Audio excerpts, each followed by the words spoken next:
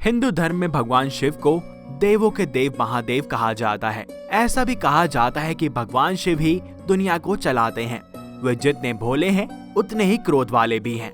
और महाभारत के युद्ध में भी महादेव की भूमिका अहम थी। महाभारत के युद्ध में कौरवों की मृत्यु हो गई थी। वहीं 36 सालों तक पांडवों ने हस्तिनापुर में राज किया। पांडवों को देवताओं का अंश कहा जाता था, जिन्होंने हमेशा ही सत्य का साथ दिया।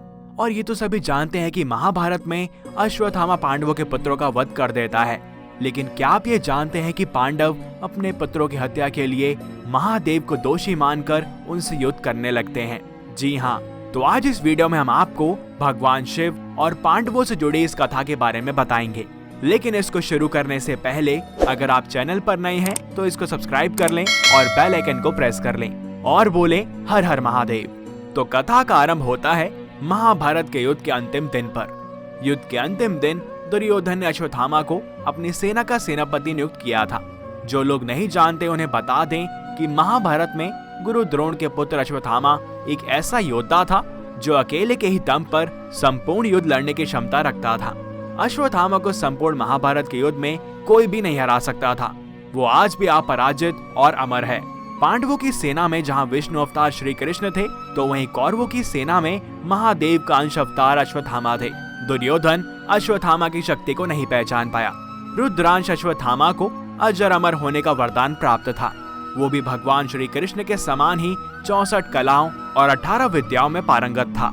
अश्वत्थामा ने युद्ध कौशल की शिक्षा केवल अपने पिता से ही नहीं ली थी, बल्कि उसने इसकी शिक्षा भगवान परशुराम, गुरु दुर्वासा, व्यास, भीष्म पितामह और कृपाचार्य जैसे महापुरुषों से भी ली थी।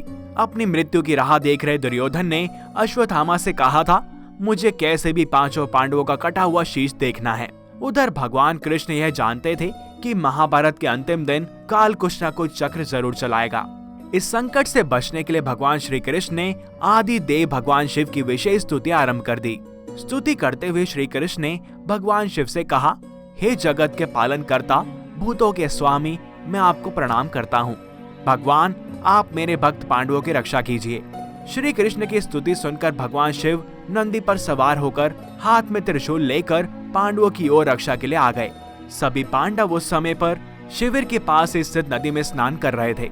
मध्य रात्रि में अश्वत्थामा, कृतवर्मा और कृपाचार्य तीनों पांडव शिविर के पास आ गए, परंतु तीनों ने शिविर के बाहर भगवान शिव को पहरा देते हुए देख लिया। तो उन्हें देखकर ये सभी ठिठक गए और फिर उन्होंने भी भगवान शिव की स्तुति वंदना आरंभ कर दी।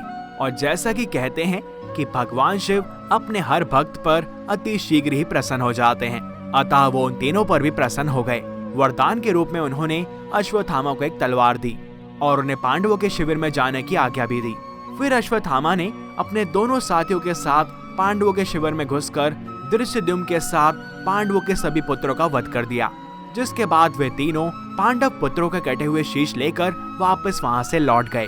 उस समय शिविर में अकेले बचे पार्षद शुद्ध ने इस जनसंहार की खबर पांडवों को दी। जब ये खबर पांडवों ने सुनी तब वो शोक में डूब गए और ये सोचने लगे कि स्वयं महादेव के रहते हुए किसने शिविर में घुसकर हमारे पुत्रों की हत्या की होगी। हो ना हो ये महादेव का ही किया धरा है। सबसे पहले तो पांडवों ने अश्वत्थामा को बंदी बनाया। पांडव अश्वत्थामा को द्रौपदी के सामने ले गए। सभी पांडवों ने द्रौपदी से कहा कि अश्वत्थामा ने जो काम किया है उसकी सजा तुम तय करो। अगर तुम कहो तो अभी हम इसे मृत्युदंड दे देते हैं। इसके लिए यही सजा सही है। द्रौपदी के पांचों पुत्र मारे जा चुके थे, लेकिन वह अश्वत्थामा की माता कृपि के बारे में सोच रही थी। उसकी माता जीवित थी। द्रौपदी ने पांडवों से कहा कि हमें इसे मृत्युदंड नहीं देना चाहिए। मैं नहीं चाहती कि पुत्रों की मृत्यु पर जो दुख मुझे हो रहा है वही पीड़ा गुरु माता कृपि भी भोगें। द्रौपदी ने यहाँ पर दूसरी माता कृपि की भावनाओं को समझते हुए अश्वत्थामा को मृत्युदंड नहीं दिया। सभी पांडवों ने द्रौपदी की बात को समझकर अश्वत्थामा के माथे पर लगी मणि को निकाल लिया और उसको कुरूप बना दिया और गुरु द्रोणाचार्य और माता कृपि के पुत्र को जीवित छोड़ दिया। लेकिन अभी भी पांडवों का क्रोध शांत नहीं हुआ था। उन्हें गलत आभास हुआ। उन्हें ये लगा कि यह सब महादेव की अनुमति से ही हुआ है और वे सभी क्रोध की मर्यादा को भूलकर भगवान शिव को ही ललकारने लगे। भयंकर युद्ध छिड़ गया। पांडव जितने भी अस्त्र भगवान शिव पर चलाते वो सभी महादेव के शरीर पर समा जाते, पर क्योंकि पांडव श्री कृष्ण की शरण में थे और क्योंकि भगवान शिव हरि भक्तों की रक्षा में स्वयं तत्पर रहते हैं, इसलिए शांत स्वरूप महादेव ने पांडवों से कहा कि तुम लोग श्री कृष्ण के उपासक हो, इसलिए क्षमा करता हूँ, अन्यथा तुम सभी वध के योग्य हो। मुझ पर आक्रमण का प्रातफल तुम्हें कलयुग में जन्म लेकर भोगना पड़ेगा। ऐसा कहकर भगवान शिव अदृश्य हो गए, जिसके बाद दुखी पांडवों ने भगवान कृष्ण के साथ महादेव की स्तुति की और फिर पांडवों की स्तुति से प्रसन्न होकर महादेव वहां पर प्रकट हुए और उनसे वरदान मांगने को कहा। तब पांडवों की ओर से भगवान कृष्ण महादेव से बोले, हे प्रभु, पांडवों ने जो मूर्खता की थी उसके लिए वे सभी क्षमा प्रार्थी हैं, अर्थात इन्हें क्षमा करें और इन्हें दिए हुए श्राप से मुक्ति दिलाएं। आदिदेव भगवान शिव बोले, हे कृष्ण, उस समय मैं अपनी माया के प्रभाव में था, इसलिए मैंने पांडवों को श्राप दे दिया और मैं अपना ये श्राप वापस तो नहीं ले सकता, पर मैं मुक्ति का मार्ग बताता हूँ। पांडव अपने अंश से कलयुग में जन्म लेंगे और अपने पापों को भोग कर श्राप से मुक्ति पाएंगे। युधिष्ठिर वत्सराज का पुत्र बनकर जन्म लेगा और उसका नाम बलखानी होगा और वह शिरीष नगर का राजा बनेगा। भीम वीरान के नाम से बनारस में राज करेगा। अर्जुन के अंश से ब्रह्मानंद जन्म लेगा, जो कि मेरा भक्त होगा। नकुल के अंश से कनिकोज जन्म लेगा, जो कि रत्नाबानों का पुत्र होगा। सहदेव भीम सिंह के पुत्र देव सिंह के रूप में जन्म लेगा। तो दिए हुए श्राप से मुक्ति पाने का रास्ता जानने के बाद पांडवों ने भगवान शिव को हाथ जोड़कर प्रणाम किया और फिर भगवान शिव वहां से अंतर्ध्यान हो गए।